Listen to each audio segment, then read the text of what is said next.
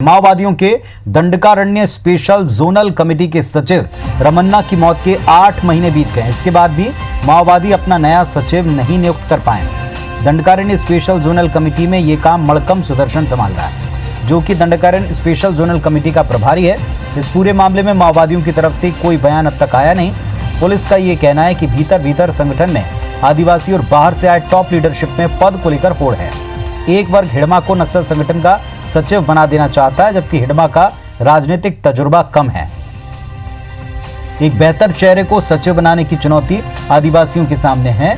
ऐसा पहली बार हो रहा है कि जब इस महत्वपूर्ण इलाके में माओवादियों के सचिव का पद इतने दिनों तक खाली है। इस नियुक्ति के होने पर पुलिस भी नजर जमा के बैठी।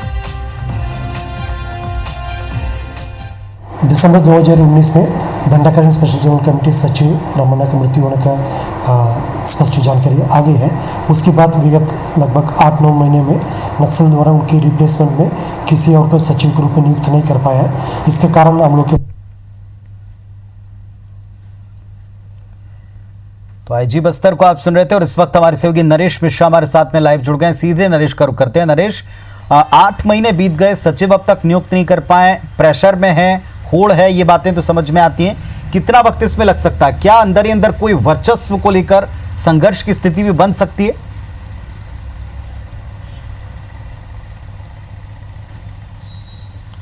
देखिए, अभी इस तरह की खबर तो नहीं आ रही है और पूरे देश में देखिए सबसे मजबूत आधार इलाका है माओवादियों का, इसलिए संगठन में एकदम से बगावत हो जाए इस तरह की चीज़ें तो नहीं दिखाई दे रही हैं। लेकिन अगर आप देखें तो झारखंड में पहली बार सीसी कमेटी मेंबर एक आदिवासी को बनाया गया है।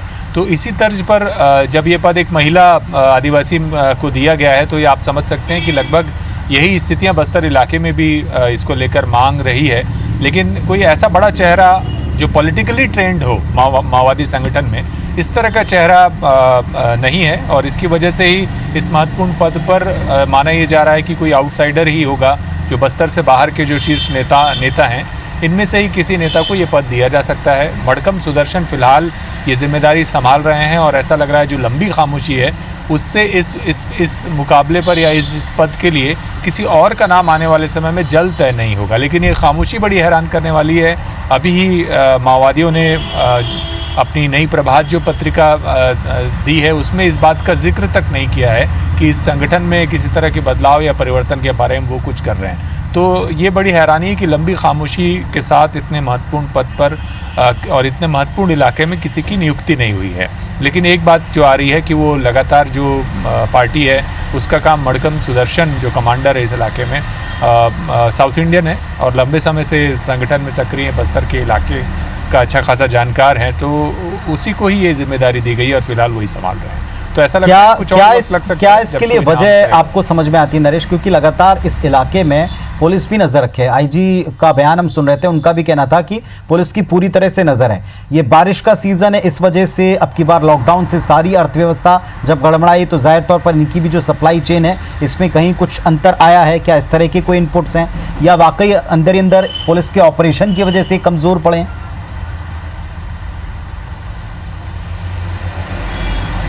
देखिए, कमज़ोर तो पड़े हैं माओवादी और पूरे देश में आप देखिए जिस तरह से सैन्य दस्ते को सबसे ज़्यादा नुकसान पहुंच रहा है। दंडकारण्य में भी 55 से 60 के करीब माओवादी मारे गए हैं साल भर में और ये सिलसिला पिछले कुछ समय से लगातार है। तो दबाव तो काफ़ी ज़्यादा है। राजनीतिक तौर पे भी कोई बड़ी उपलब्धि माओवादी यानी कि आदिवासी या दूसरे इलाकों में जो समर्थन जुटा पाने में कामयाबी की स्थितियां हैं उसमें भी माओवादी कुछ खास नहीं कर पा रहे। और जो संगठन के इतने महत्वपूर्ण पद पर राजनीतिक तौर पे प्रशिक्षित व्यक्ति का होना महत्वपूर्ण है। एक जो बात पुनीत आप जो पूछ रहे हैं उसके ये मालूम चल रही है कि जो शीर्ष लीडर्स हैं, एक तो उनकी उम्र ज़्यादा है, गणेश उइके और तमाम जो दूसरे नेता हैं, कई नाम आ रहे हैं। रामकृष्ण जो आंध्र उड़ीसा बॉर्डर कमेटी से इस इलाके में हाल में उसने दौरा किया था। तो ऐसे कुछ नाम ज़रूर आ रहे हैं लेकिन ज़्यादातर वो काफ़ी सीनियर लीडर्स हैं। तो ये एक विकल्प के तौर पर ये बात चल रही है अंदरूनी इलाकों में कि कोई फ्रेश और ट्राइबल चेहरे को ये मौका दिया जाए। हिडमा का नाम चला इसके लिए और भी दूसरे नाम आ रहे हैं। लेकिन ऐसा लग रहा है कि माओवादी खुद असमंजस में है और बिल्कुल ये सारे कारण होंगे जो आप कह रहे हैं, लेकिन मोटे तौर पे ये पूरी तरह से साफ नहीं है कि इस विलंब की असल वजह क्या है। चलिए, तो ये बात बड़ी है कि 8 महीने बीत गए और अब तक नियुक्ति कर नहीं पाए। नामों पर विचार जरूर चल रहा है, विकल्पों पर विचार चल रहा है और इस बीच सुदर्शन जो है ये एक तमाम जिम्मेदारियां संभालता नजर आ रहा है। बहुत शुक्रिया आपका नरेश, इस पूरे डिटेल के लिए, पूरी जानकारी के लिए।